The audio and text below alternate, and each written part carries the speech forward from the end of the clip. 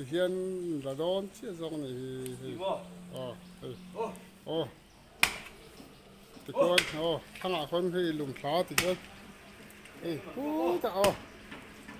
cái cần cú tê cần cái dâu tê này nha thì hết ta cú ta lò này lối thì hiện cắt chúng cần tăng nhóc nhóc tổ mày nhỉ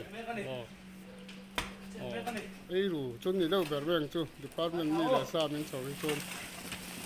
phần phá lõm chốn xí đâu cú tên này nè anh ti lo ngắm tắc tắc bốc xí đâu lên mình tua càng mấy anh bị chặt chặt mấy thì hiện giá thác khúc mấy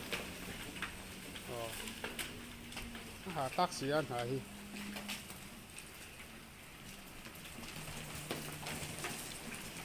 in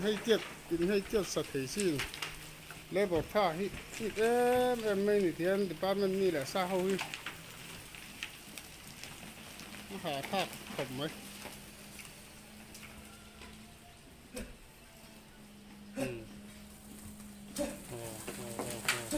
là câu thắc khúc mấy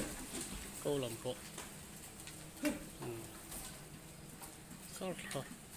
liền lắm mấy khi chưa